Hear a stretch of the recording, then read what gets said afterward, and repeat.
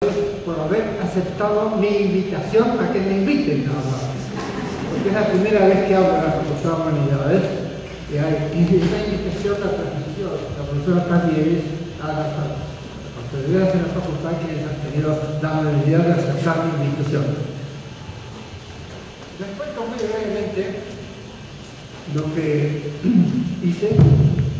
En 1937 yo me debatía tratando de elegir un curso de estudios que me gustase.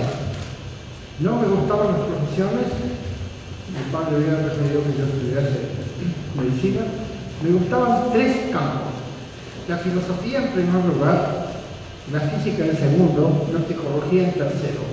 Descarté la psicología porque no había dónde estudiarla.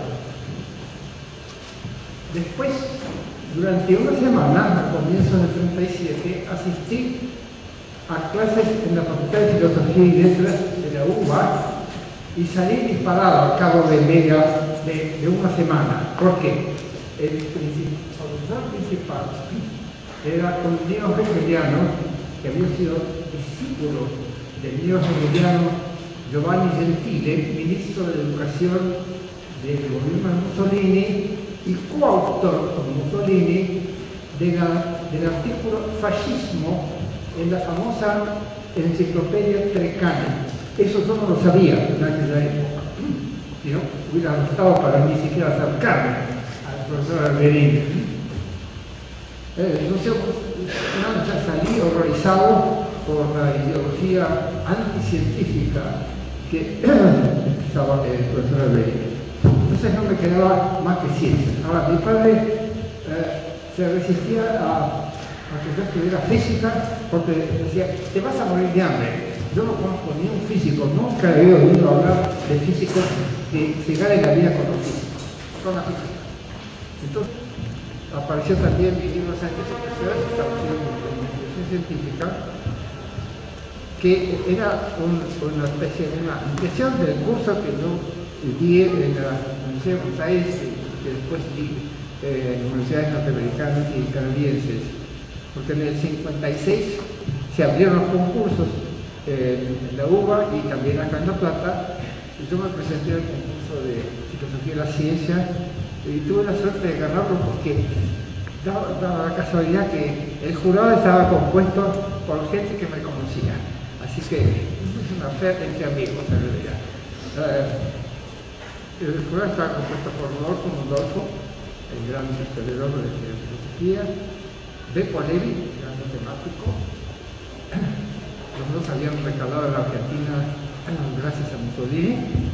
Y el tercero, José Juan Rueda, un filósofo en Derecho, que había colaborado en mi revista Minerva en el año 44 con un artículo que todavía me parece actual, un artículo de crítica al positivismo jurídico, que acusaba al positivismo jurídico, pero justamente de ser una filosofía al servicio del poder, cualquiera que fuese el poder. En todo caso, y ese curso de Filosofía de la Ciencia con mucho entusiasmo y con mucha suerte, porque en él me encontré con Marta, que era la mejor alumna, por supuesto, con quien estaba casado 52 años. Marta es matemática, jubilada como yo. En todas las ciencias admiten, por lo menos tácitamente, que el mundo está constituido por cosas materiales y no por ideas. Todas las ciencias admiten que el mundo es legal, no arbitrario, que no hay milagros, y todas las ciencias, de la realidad, todas ellas utilizan conceptos ontológicos, conceptos tales como de cosa, el concepto de propiedad, el concepto de evento, el concepto de proceso, el concepto de historia, etc. Es totalmente falsa esa, y además es perniciosa, porque cuando se niega que la ciencia tiene un núcleo ontológico, se prescinde del estudio de la ontología de ciencia y ahí se pueden meter una cantidad de mulas.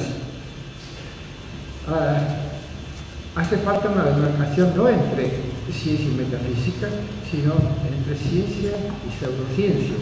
Eso sí que es importante. Y no hay, que no sepa, las definiciones que andan por ahí de ciencia no permiten elaborar una definición de pseudociencia que a su vez permita evitar la difusión de la pseudociencia. Porque cada filósofo, creo, que se ha ocupado del asunto, ha centrado su atención en un aspecto solamente, por ejemplo, de la testabilidad o confrontabilidad de las hipótesis científicas, o si no, la coherencia lógica, y varios otros. No es la referencia a Popper, la alusión a Popper es obvia en este caso. No es por casualidad que Popper haya aceptado y propagado el dualismo mente-cuerpo en forma completamente crítica. No es por casualidad que Popper haya dicho que no es imposible la parapsicología, en particular la transmisión del pensamiento. Al fin y al cabo, no es, en cambio, dice la conservación de energía, como toda hipótesis perfectamente es provisoria, puede ser que el día de mañana sea refutado el principio de la conservación de la energía. Popper también aceptó con gran entusiasmo la teoría de la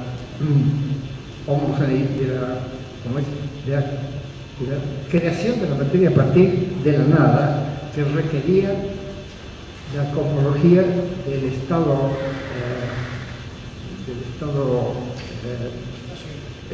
estacionario del universo de su amigo Bondi y Hoyle. Es decir, él aceptó teorías pseudocientíficas porque carecían de un criterio suficientemente estricto por una parte y suficientemente amplio por la otra. Y una dice, ¿qué cree usted que es necesario para desterrar el positivismo jurídico de las universidades y de las facultades de Derecho? No hay que desterrarlo, hay que criticarlo, hay que examinarlo a la luz de la filosofía política. Y no va a ser muy fácil eliminarlo, porque es la filosofía oficial en países, prácticamente en todos los países, particularmente en Estados Unidos e Inglaterra. Hay que recordar simplemente cuál es la tesis principal del positivismo jurídico, o sea que poder hacia la ley. Y recordar que si bien históricamente esto es cierto, también es cierto que muchas leyes han sido controvertidas, han sido criticadas y han sido cambiadas a la luz de consideraciones éticas. Por ejemplo, es sabido que el derecho penal se ha ido suavizando en el curso de los 2 últimos siglos. Se ha eliminado en casi todos los países civilizados, se ha eliminado la pena de muerte, no por consideraciones filosóficas sino morales, y también prácticas al mostrar que la pena de muerte no tiene un deterrent effect, es decir, que no impide a nadie cometer crímenes, como lo muestran las estadísticas. Yo creo que el positivismo jurídico hay que tomarlo muy en serio, pero no hay que considerarlo como una doctrina totalmente aislada del resto de las disciplinas, en particular la ética, aunque Hans Kelsen insistía precisamente en que el derecho y la ética eran disjuntas. Bueno, eso es completamente falso, como lo muestra la historia del derecho. Siempre el derecho, las leyes han sido siempre convalidadas o criticadas a la luz de principios morales. Pero realmente el positivismo jurídico es ahistórico. Ese es uno de sus graves defectos. Y sabemos perfectamente que los códigos jurídicos, lo mismo que los códigos morales, van cambiando en nuestra historia. Muy bien, gracias, doctor. Ahora había otra pregunta, pero era para que profundizara sobre el positivismo, que es lo que acaba de hacer. Ya que estamos, aquí tengo una pregunta que dice: ¿considera que el marxismo puede realizar aportes a la filosofía? Aporte. Si el marxismo puede realizar aporte a la filosofía de la ciencia, que puede aportar a la filosofía de la ciencia. Habría que limpiar el marxismo del hegelianismo, habría que limpiarlo del empirismo, habría que transformarlo de algo que no es marxismo. Lo que escribió Engels en su Anti-Lyrik y en su Dialéctica de la Naturaleza acerca de la ciencia es muy interesante, pero está completamente obsoleto. Y recordemos, Hartmann era seguido por un libro de la. La cuestión es que no abrió la boca durante todo el nazismo. Después, al terminar el nazismo, creo que fue hecho rector de la universidad. Era simplemente cobarde, no era marxista, pero era cobarde, como casi todos los académicos alemanes. No, es notable, si ustedes, yo he tenido esta experiencia en el 66, comentando con colegas canadienses y norteamericanos acerca de la actitud valiente de por lo menos 1000 académicos argentinos, la actitud ante la dictadura, no entendían por qué habían renunciado. Que los echaran puede ser entendido, pero renunciar, eso no se da en otros Estados Unidos, nadie renuncia en protesta contra nada. Desde luego que en Estados Unidos hubo solamente una época macartista en que hubo presiones muy fuertes. Gracias. Hay otra pregunta también filosófica, se refiere a la filosofía objetivista de Ayn Rand. No sé si tiene de Ayn Rand. Ayn Rand. Bueno. No. Dice, ¿qué opinión le merece? Bueno, es una pop filosofía, es una pseudo filosofía. Ayn Rand es un personaje siniestro, pero era realista en primer conocimiento, era materialista en ontología y fascista en filosofía política. Tuvo bastante influencia, su discípulo predilecto fue Alan Greenspan, que fue presidente del Banco Central, director del FED. Y justamente cuando ocurrió el descalabro financiero del 2008, Alan Greenspan dijo,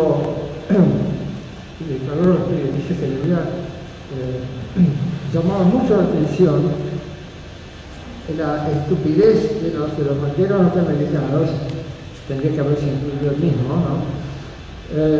Porque dice, de acuerdo con el egoísmo racional que él había aprendido de Ayn Rand, de su